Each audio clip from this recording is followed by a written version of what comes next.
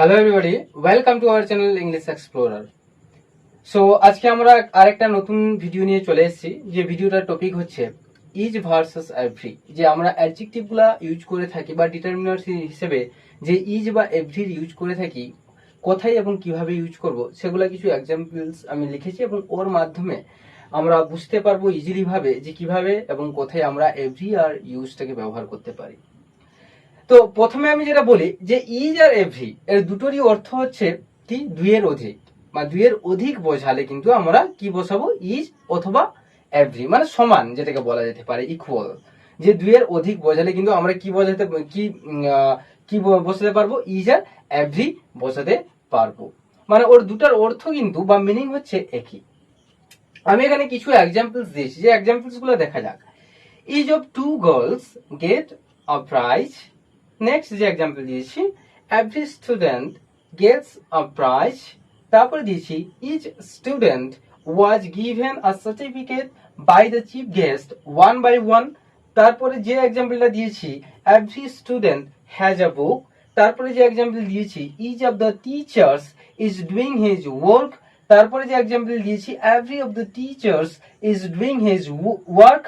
আরেকটা যেটা এক্সাম্পল দিয়েছি যে is and every student received a prize. তো টোটাল আমি এখানে এক্সাম্পল দিয়েছি 7খানা এক্সাম্পল দিয়েছি, এবং ওই 7খানা এক্সাম্পলের মধ্য দিয়ে আমরা আজকে শিখবো যে ব্যবহারটা জানবো আমরা ইজ এবং এভরি কোথায় আমরা বসাতে পারি, যে where we will place is and every. Okay, তো প্রথম যেটা রয়েছে, is of the two girls get a prize. প্রথমত বলে দিই, ইজ যেখানে থাকবে, এই যে is is of the two girls বলেছে, ইজ থাকা মানে একটা নাম্বারের কি থাকবে, নাম্বারের উল্লেখ করা থাকবে। Each of the two girls, each of the three girls, each of the 10 girls, etcetera etcetera, একটা নাম্বার থাকবে। নাম্বার থাকা মানে তার পাশেই কি আসবে, ইজ অফ চলে আসবে।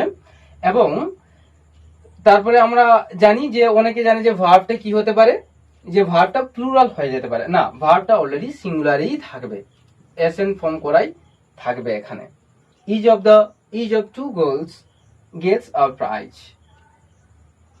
এরপরে চলে আসবো নেক্সট যেটা, যে every student gets a prize. Every student gets a prize. এবারে এটাও ঠিক রয়েছে, কিন্তু ব্যাপারটা হচ্ছে এখানে যে আমরা এভরি স্টুডেন্ট পরে ভার্বটা কি বসাবো, ভার্বটা এখানে প্লুরাল করবো না সিঙ্গুলার করব। সবসময় ভার্বটা মাথায় রাখবে, এভরির পরে যা থাকবে ভার্ব কিন্তু সিঙ্গুলার হবে এক। আর দ্বিতীয়ত হচ্ছে যে এভরি স্টুডেন্ট, আমি এখানে এভরি স্টুডেন্টস কেন বললাম না, কারণ এখানে প্রথমত হচ্ছে এভরি পরে যে নাউন থাকবে সেটা কখনোই কি হবে না, প্লুরাল হবে না। এভরি পরে যে নাউন থাকবে সেটা কখনোই কি হবে না, যে প্লুরাল হবে না। সেটাকে সবসময় আমাদেরকে কি কি হিসেবে লিখতে হবে, সিঙ্গুলার হিসেবে বসাতে হবে, মনে রাখবে প্রত্যেকে।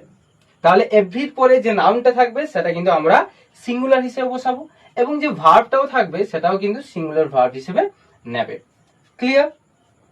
আরেকটা কথা, যেটা এভরির পরে কিন্তু অনিশ্চিত কোন নাম্বার বা কোন সংখ্যা কিন্তু মেনশন করা থাকবে না। যেরকম ইচের পরে কি থাকলো, যে একটা সংখ্যা মেনশন করা থাকলো 2, 3, 4 এটসেট্রা এটসেট্রা, কিন্তু এভরির পরে কোন রকম ভাবে কোন রকম সংখ্যা মেনশন করা থাকবে না। আর এভরির পরে সবসময় যে নাউনটা থাকবে সেটা সিঙ্গুলার হবে, ভার্বটাও সিঙ্গুলার হবে। সেম ইচ অফ এর পরেও যে ইজের পরে যে রয়েছে নাউনটা সবসময় কি হবে, নাউনটা এখানে সবসময় মনে রাখতে হবে প্লুরাল হবে। নাউনটা কিন্তু এখানে কি হবে, প্লুরাল নাউন হবে, কিন্তু ভার্বটা কি হবে, ভার্বটা সিঙ্গুলার হবে।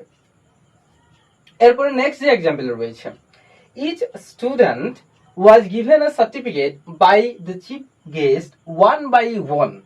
এবারে এখানে ইচ কথাটার অর্থ কি, এখানে ইচ কথাটার অর্থ হচ্ছে ইন্ডিভিজুয়ালিটি। ইন্ডিভিজুয়াল মানে কি, স্বতন্ত্র ভাবে, মানে একের পর এক। এখানে বলতে গেলে কিভাবে প্রয়োগ করা হয়, যে ইন্ডিভিজুয়ালিটি বা কোনো সেপারেট অ্যাকশনের ক্ষেত্রে বোঝানো হয়েছে, কোনো সেপারেট করতে। মানে যেরকম বলা হয়েছে যে each student was given a certificate by the chief guest one by one.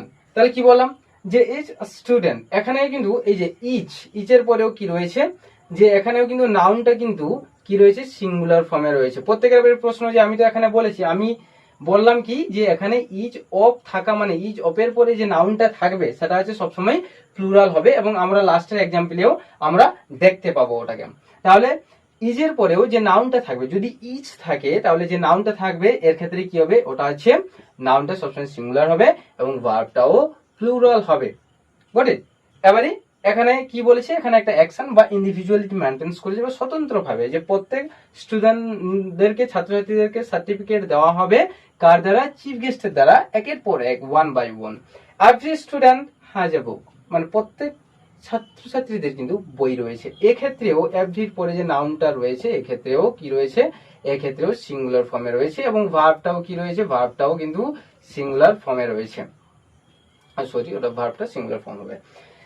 So every student has a book, এর ক্ষেত্রেও ভার্বটা কি রয়েছে, সিঙ্গুলার ফর্মে রয়েছে।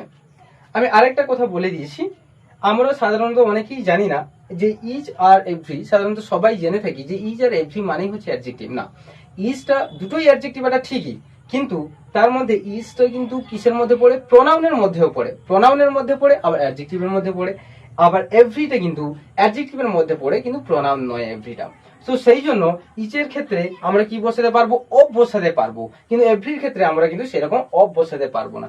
সেই জন্য আমি এখানে একটা এক্সাম্পল পুশ করেছি, যে এক্সাম্পলটা হচ্ছে ইচ অফ দ্য টিচার্স। আমি উপরে যে এক্সাম্পলটা দিয়েছি সেম এজ প্রায় বলতে গেলে, each of the teacher, each of এর পরে যেটা রয়েছে, ইচ অফ এর পরে যে নাউনটা থাকবে সেটা সবসময় কি হবে, ইচ অফ এর পরে যে নাউনটা থাকবে সেটা সবসময় খেয়াল রাখবে প্লুরাল হবে, এবং এর ভার্বটা কি হবে, এর ভার্বটা হচ্ছে সিঙ্গুলার হবে।